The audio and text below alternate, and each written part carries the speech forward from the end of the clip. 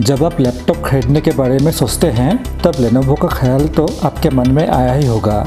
Lenovo company आमतौर पर laptops, mobile, pen drives और टीवीज़ जैसे इलेक्ट्रिकल चीज़ों को डिज़ाइन, मैन्युफैक्चर और बेचने का काम करती है। सेल्स यूनिट के हिसाब से 2013 के बाद से लेनोवो दुनिया का सबसे बड़ा पीसी वेंडर है। ये कंपनी आज के समय में लगभग 160 देशों में अपने प्रोडक्ट्स को बेचती है। पर क्या आपने इस कंपनी के ओनर के अनोखे सफ़र के बारे में सुना है? तो आज का ये वीडियो उन्हीं के बारे में है। तो बिना किसी देर से वीडियो को शुरू करते हैं।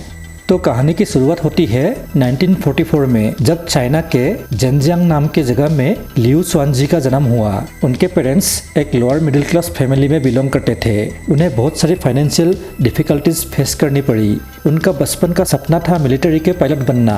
उन्होंने इसीलिए पूरी लगन से पढ़ाई किया और सारे के सारे एग्जाम भी क्लियर करे। लेकिन जब सिलेक्शन का टाइम आया, उन्हें ये कहकर रिजेक्ट कर दिया गया कि वो मिलिट्री में काम करने के लायक ही नहीं है। उसके बाद लुई को पता नहीं था वो क्या करे।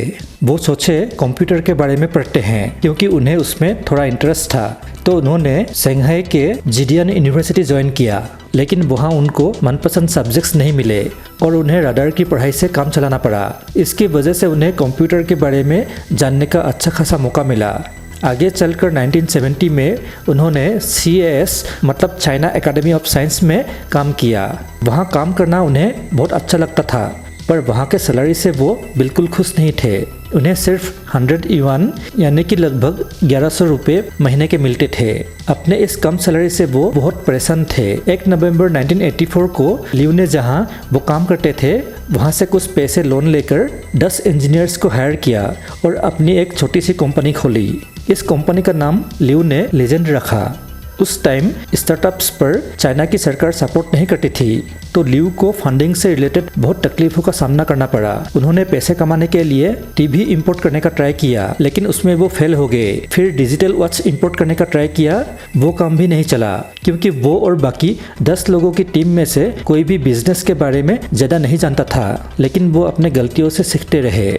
और फिर 1985 में लीजेंड कंपनी ने एक सर्किट बोर्ड का डेवलप किया जो कंप्यूटर में यूज़ होता था। उनका ये प्रोडक्ट IBM कंपनी को पसंद आया और IBM ने उसे खरीद लिया। ये लियू के कंपनी के लिए सबसे पहली सफलता थी। वहाँ से मिले पैसों से उन्होंने हांगकांग में अपनी कंपनी के एक और ऑफिस खोला और 10 में से 5 एम्प्लॉइज़ के साथ वहाँ शिफ्ट हो गए। वहाँ वो HP और तोशिबा कंपनी के कंप्यूटर्स को डिस्ट्रीब्यूट करने का काम करते थे। शुरुआती दिनों में उनके पास इतना पैसा नहीं था कि वो किसी को हायर करके कंप्यूटर्स डिस्ट्रीब्यूट करने का काम करवा सके, और पैसा बचाने के लिए वो खुद और अपने साथियों के साथ साइकिल पर और पैदल जाके कंप्यूटर डिस्ट्रीब्यूट करते थे। उन्होंने किसी भी काम को छोटा या बड़ा नहीं माना। धीरे धीरे उनकी छोटी सी कंपनी चाइना की सबसे बड़ी कंप्यूटर डिस्ट्रीब्यूटर नेटवर्क बन गई और 1980 में उनकी कंपनी खुद की कंप्यूटर बनाने लगे और बेचने लगे, और धीरे धीरे ये कंपनी चाइना में फेमस होने लगी। 1994 में इस कंपनी को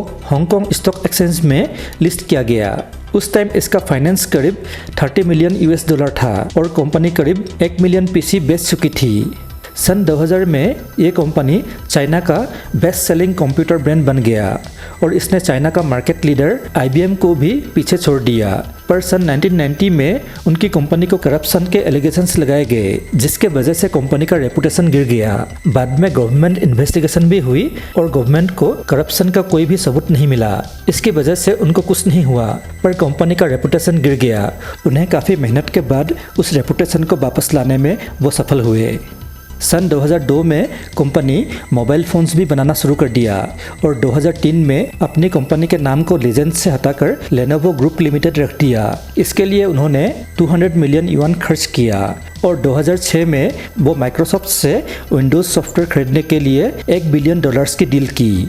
उस टाइम चाइना में ज़्यादातर कंप्यूटर्स बिना किसी ऑपरेटिंग सिस्टम के मिला करते थे। सन 2012 में तमिलनाडु के गवर्नमेंट ने लेनोवो से 1 मिलियन लैपटॉप बल्क में ऑर्डर किया। उस डील की वजह से लेनोवो की पहचान इंडिया में तेज़ी से बढ़ी। लेनोवो का थिंकपैड उनके मोस्ट सोल्ड प्रोडक्ट्स में से एक है। सन 2014 में उन्होंने मोटोरोला कंपनी को अपने कंपनी के साथ मर्ज कर दिया था। इसके बाद दोनों कंपनी मिलकर अपने फोन्स और लैपटॉप्स लॉन्च किए और देखते ही देखते लेनोवो का नाम इलेक्ट्रॉनिक प्रोडक्ट्स की फेमस कंपनियों की लिस्ट में शामिल हुआ। यह कंपनी दुनिया भर में फेमस हुई। आज यह company Apple, Samsung, Oppo, Dell जैसी कंपनियों को टक्कर दे रही है। सन 2019 में लिऊ स्वानजी 74 साल की उम्र में अपने कंपनी से रिटायरमेंट ले लिए। जिस कंपनी में पहले सिर्फ 10 एम्प्लॉइज थे जिनको बिजनेस करना भी नहीं आता था, आज वही कंपनी 160 से भी ज़्यादा देशों में 55,000 से ज़्यादा एम्प्लॉइज के साथ काम कर रही है। लिऊ स्वानजी ने अपने डेडिकेशन और कभी हार ना मानने वाली एटीट्यूड से इतनी बड़ी कंपनी खड़ी की। तो दोस्तों, आशा करता हूँ आपको ये वीडियो पसंद आया होगा। अगर आया तो इस वीडियो को लाइक करें और ऐसे और वीडियोस देखने के लिए मेरे इस चैनल को सब्सक्राइब करें। तो मिलते हैं एक नया वीडियो के साथ, तब तक के लिए नमस्कार।